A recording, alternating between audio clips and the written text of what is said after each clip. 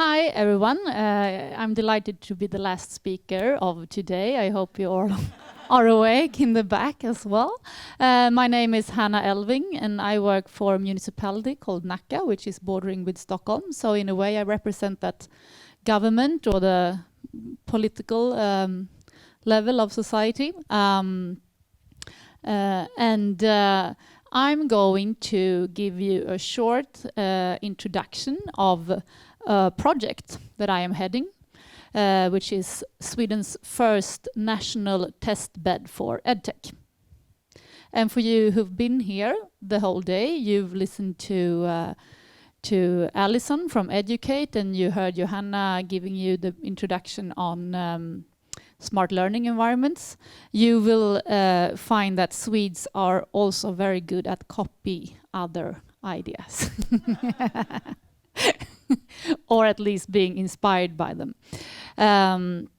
So I will talk to you about 15 to 20 minutes, and then I would like to pick your brains.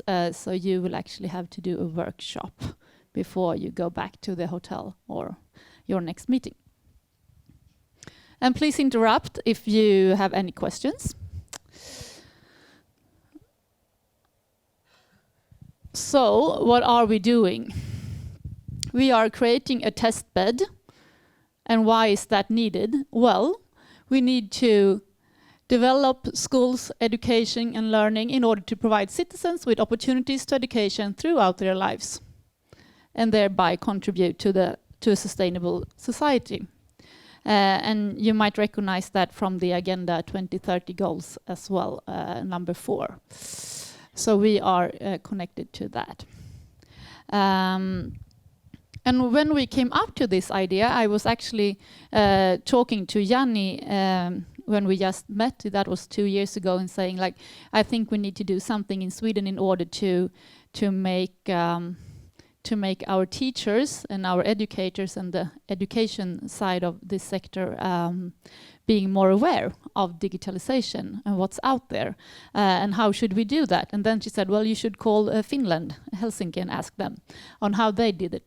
And then I had this great conversation with Antti, and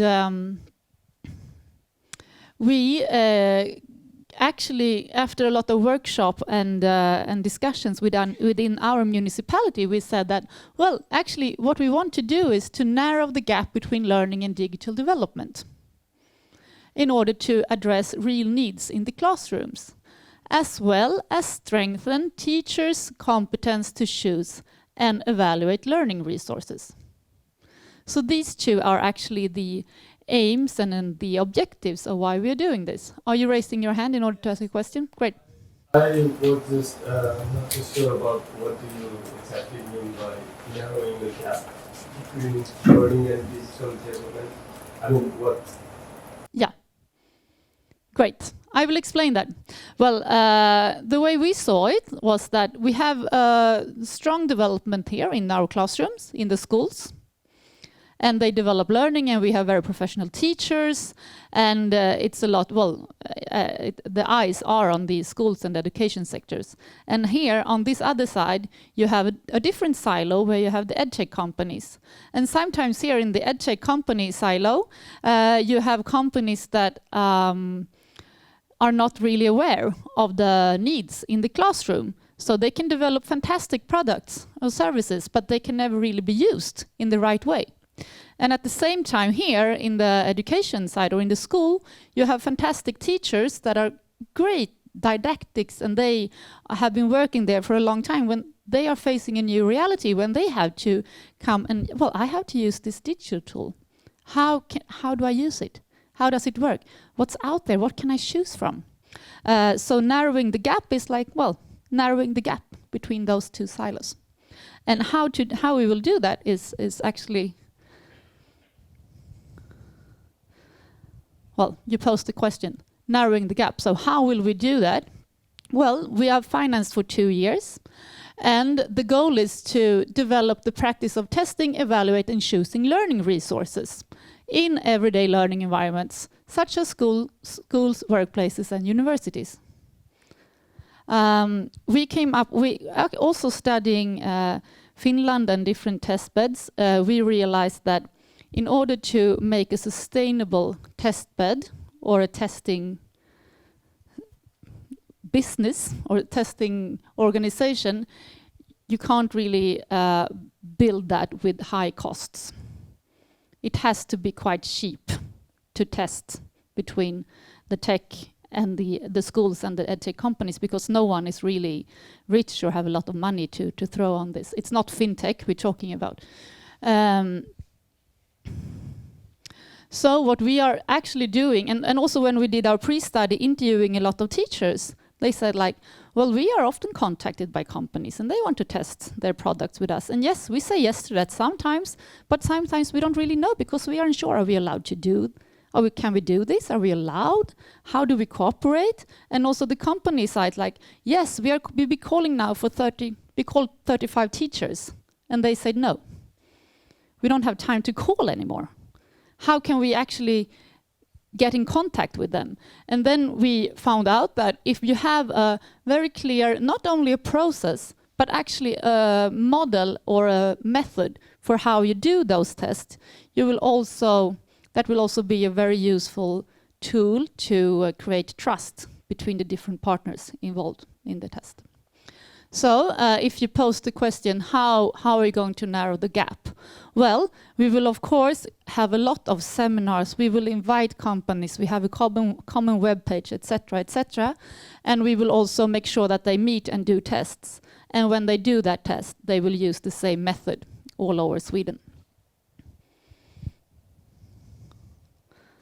And just to make sure, I mean, we already answered this question today, but are we aiming to solve an existing problem? And yes, I really do believe so, because we are missing on models and processes and tools and know-how to conduct evidence-based evaluation and implementation. I think that this is not the sexiest thing. I mean, when I talk to my politicians in Nacka and I say, well, we are starting a testbed for EdTech, they say, wow. And they see these glossy magazines, it's tech. Finally, we're doing something digital within our municipality. But what we're actually doing is that we are focusing on models, processes, and tools in order to make sure that those different actors can meet in a safe way. And I think this is also important. They are lacking this within the EdTech companies, but also in schools and universities. It's not somebody's problems, it's a common problem. One thing that is quite important and also quite makes us a little bit different from other testbeds around Europe is that first we're financed by Vinnova, who is the Swedish state agency for innovation. And Nacka municipality was the initiator for this. And then we are, as you see, 13 partners from preschools up to universities. We have vocational training institutions, and we have private-owned schools, and we have the companies represented by Swedish EdTech industry. But one thing that is really important in this is that the drivers and the ones who are putting the most effort into this are the school owners or the municipalities, which are the owners of schools in Sweden. And which makes it quite easy for us to attract teachers that want to join. They want to be a part of this. When we launched this and we said we made a pre-study and we're going to continue to actually create a test bed, my phone started to call and it was teachers calling me saying, well, this is needed. And that for me was a very good proof or evidence that this idea was worth testing in Sweden. So if we are the ones representing the education part of the testbed, but also, of course, I mean, there won't be any testing if there are no companies involved. And just to give you a brief idea on what companies we are focusing on. This is quite important. It's teaching materials and learning resources we are focusing on, because we want the test to take place in the actual teaching situation. And the solutions that are up for testing, it's not only startups that are invited, it's the big companies as well, but they have to be in some kind of development phase. This might be a Finnish product that's worked fine in Finland, and now you want to enter the Swedish market. Do we need to make any adjustments in order to fit the curricula? Could be one question asked. And the companies attending has to be very sincerely interested on the feedback from the teachers. And the teachers equally has to be sincerely interested in learn from the companies. For you who listened to the presentation about the smart learning environments, one thing that is really important for us is that this is a test. This is not connected to a procurement process. It's testing. It's no financial thing connected to the test, but the teachers, they are not getting paid in order to test. They are doing this because they want to join and because they are actually they're doing the testing in the everyday life, in the classroom, and the companies are not paid. And we are doing that because I think that's the only way to make this sustain for more than the 2 years that we are financed now.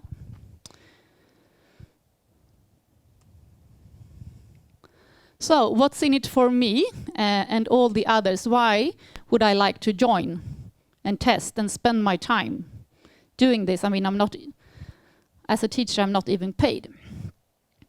And this is also important. We are focusing on 2 target groups.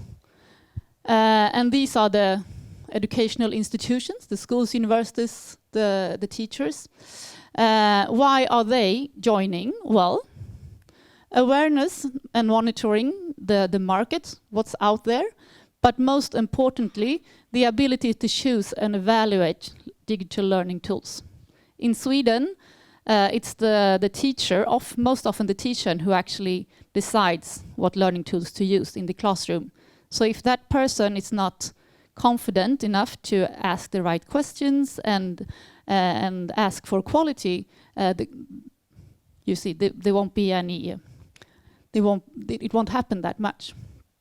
At the same time, of course, digital competence among teachers is one thing that we hope we can create. Involvement. Well, actually, I can join the development here. Someone wants to listen to my profession and what I know. HR and marketing, it's a lot of the headmasters that are joining the project. They say like, well, this project make it so much easier to keep my staff and to recruit, because I can offer something that other schools can't. Entrepreneurships in schools, you will actually have an entrepreneur in the classroom, and innovation in the classroom.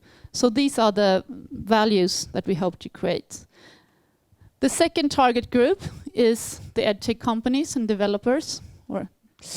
Of course, the most important thing is to get the knowledge about the everyday needs in the classroom and base your product development on that.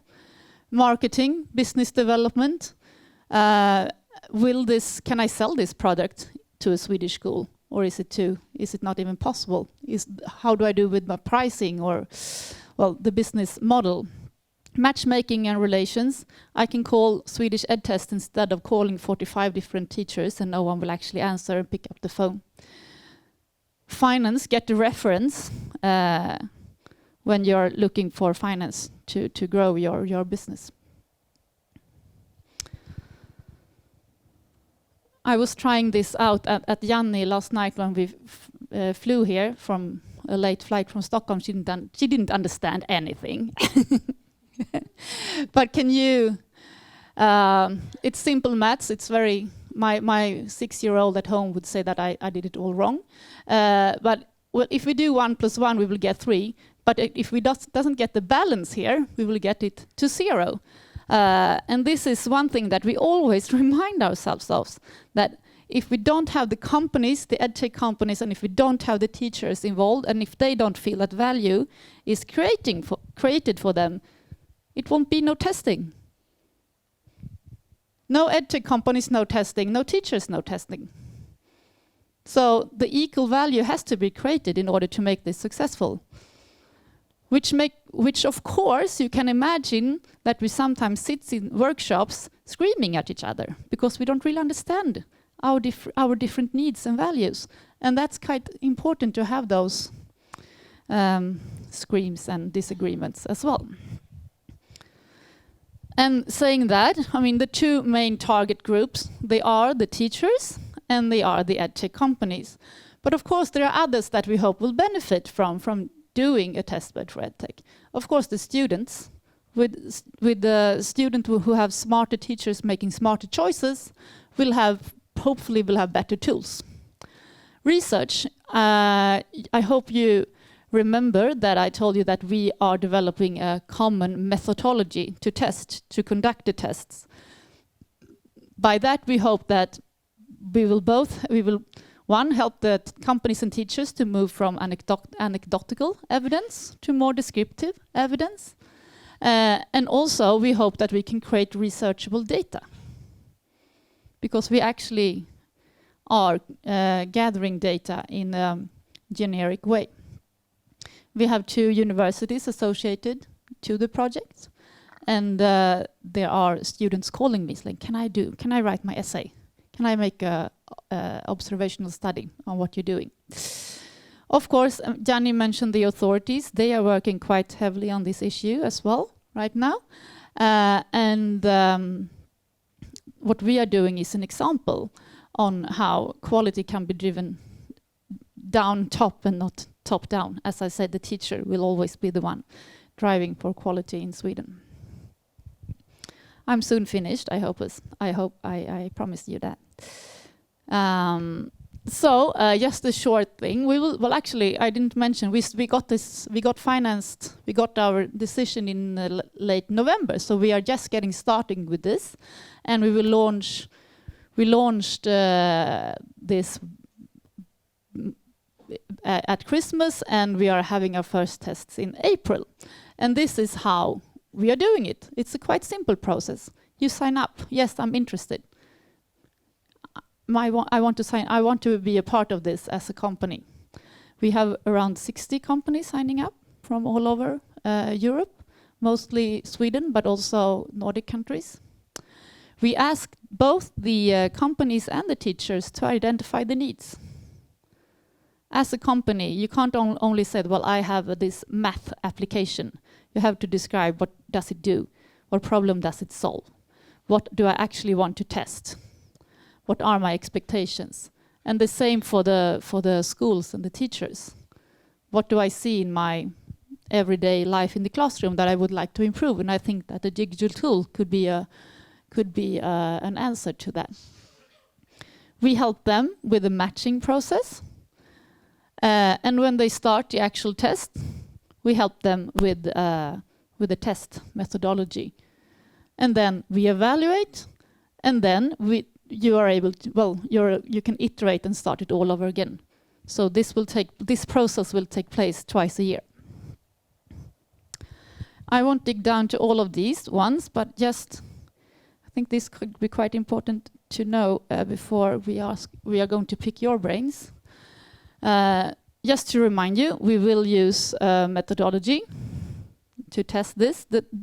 And that methodology is under development, so that's why I'm not introducing it to you today. When we evaluate, we will look for 3 things. Evaluation of the solution, evaluation of the values created for a teacher or educator or principal, and evaluation of the test bed, the process and the method. Is it working? Does it actually give me any value? Does it make it easier? My last question, do we think this is a good idea? I must be honest, I don't know if this is going to work. We are financed for 2 years, and we are financed by the Innovation Bureau of Sweden in order to just try out a new idea and see if it works. I hope it works, and I have a few indicators that it will. It's been working in Finland. We see the same development in UK with the Nesta EdTech innovation testbeds. there are actually more than 60 companies who signed up already. And that's quite a lot if you look how many there are at the Swedish market. I told you we are 13 partners now, and the municipality of Stockholm and Gothenburg, the two biggest municipalities of Sweden, would like to join the project. And we have researchers already contacting us to see if they can do any observational studies. So I hope it will be a good idea. But the stakes are high.